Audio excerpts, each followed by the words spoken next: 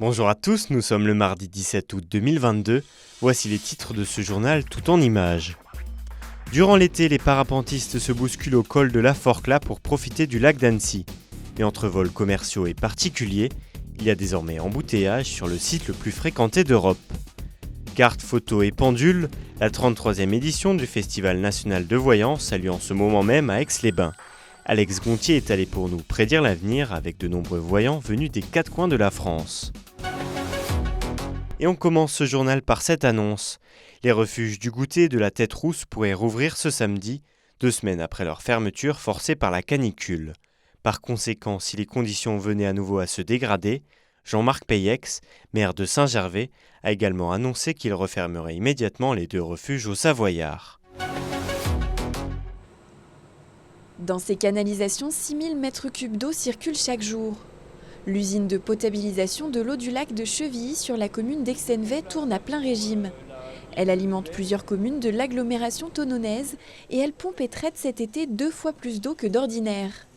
En effet, habituellement utilisée comme un complément à l'eau provenant des sources et des nappes du territoire, elle joue ces dernières semaines un rôle plus que central dans l'approvisionnement.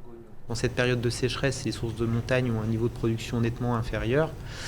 Nos nappes, elles, sont relativement préservées par la sécheresse. Par contre, on cherche à les économiser pour éviter de faire baisser leur niveau trop rapidement et du coup de déjà amputer l'année prochaine de réserves qui pourraient nous être utiles. On a la capacité de production suffisante pour faire face aux besoins.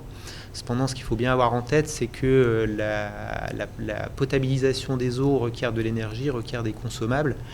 Et donc un coût énergétique et une empreinte environnementale. Donc la sobriété reste de mise, quelle que soit l'origine de l'eau qui est produite. C'est en effet le processus pour rendre l'eau du lac potable qui consomme beaucoup d'énergie. Il faut d'abord la pomper à 40 mètres de profondeur au large d'Ivoire, la traiter en la faisant passer par différents filtres, puis détruire les dernières bactéries grâce à l'ozone et au charbon actif. L'eau des sources et des nappes demande moins de traitement, mais elle se fait plus rare et continuer à compter sur elle uniquement mettrait en danger l'écosystème. Je pense qu'il y a une grosse remise en question de notre système de vie et pour les particuliers, mais aussi pour les industriels, pour les agriculteurs, pour les collectivités, parce que c'est quand même le rôle des collectivités d'être porteurs d'un message et de rassurer tout le monde, mais aussi d'être à l'avant de projets et puis aussi à l'avant de la façon dont on doit aujourd'hui vivre et utiliser cette ressource. Les 90 000 habitants des 25 communes de l'agglomération thononaise consomment 7,5 millions de mètres cubes d'eau par an. L'usine de potabilisation de Chevilly devrait à l'avenir s'agrandir pour répondre aux besoins d'une population toujours plus nombreuse sur le territoire. Tutoyer le ciel et survoler le lac d'Annecy. Un véritable privilège en cette saison estivale, car cet été, les moniteurs sont débordés au beau milieu des 2000 décollages journaliers. On a du monde, que ce soit des vacanciers à la semaine, plutôt sur juillet-août, ou des gens en week-end, ou carrément même en semaine sur les périodes hors vacances scolaires. Tout comme ses 168 concurrents, les naïcs enchaînent une dizaine de vols à la journée. Alors, pour organiser ces flux de voile, ce régulateur arbitre les décollages et limite les accidents. Stop. Il y a des tensions qui peuvent se créer par rapport au dépassement, parce qu'il y en a que le parapente c'est un métier et d'autres c'est juste un loisir. Donc on essaye de créer des lignes d'attente, de bien respecter les couloirs. Ces tensions s'installent car la demande de baptême n'est pas satisfaite en biplace. Conséquence, les vols commerciaux prennent de plus en plus d'ampleur sur le site, quitte à prendre le dessus sur les vols amateurs. Alors, pour y remédier, la mairie de Talloires imagine instaurer des quotas. Le site, il n'est pas que professionnel, il y a aussi une activité des pratiquants individuels. Et nous, il faut qu'on garantisse la pratique professionnelle, la pratique individuelle. Les deux économiquement sont importants. Les gens viennent du monde entier pour voler ici. Donc à partir du moment où ils sont là une quinzaine de jours, ils sont en vacances, ils dépensent dans les commerces, ils découvrent la région. Et donc il faut garantir à ces gens-là de pouvoir continuer à pratiquer leur activité.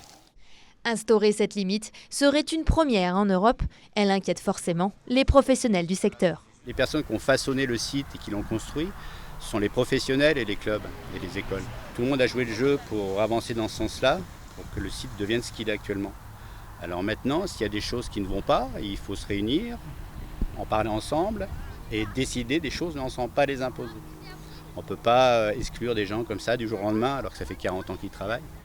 Chaque année, le vol libre attire de plus en plus d'adeptes. Même si la discipline séduit pour ses fortes sensations, c'est un sport à haut risque. Entre 2019 et 2021, le nombre d'accidents a augmenté de 50%.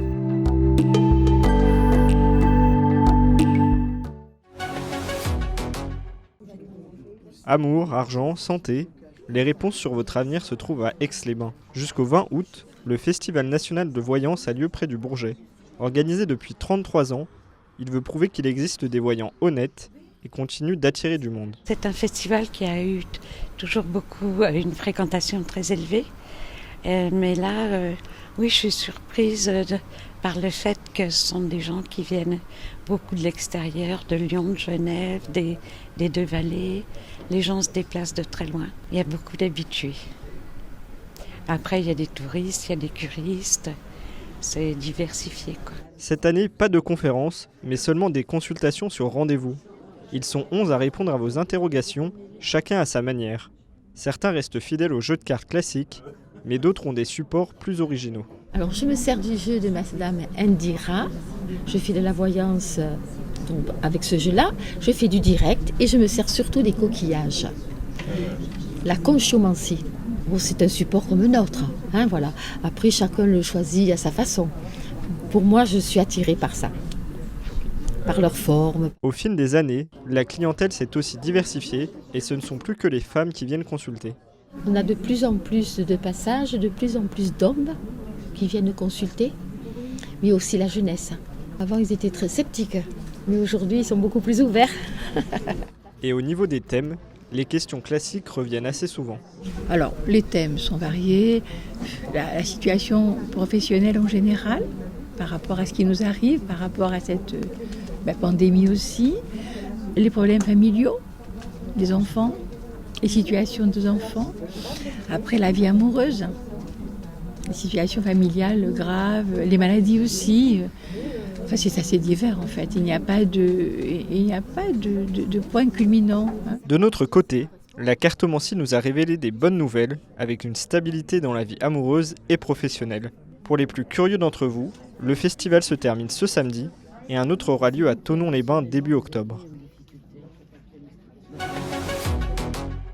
C'est la fin de ce journal, merci à tous pour votre fidélité à l'information sur 8 Mont-Blanc. Tout de suite, c'est votre bulletin météo présenté par Thierry Paulme. On se quitte avec ces images du FIS Experience Series qui avait lieu le week-end dernier à Thonon-les-Bains. BMX, skateboard ou roller, près de 300 riders ont enflammé les rives du Léman. Passez une bonne soirée et à demain pour un nouveau journal.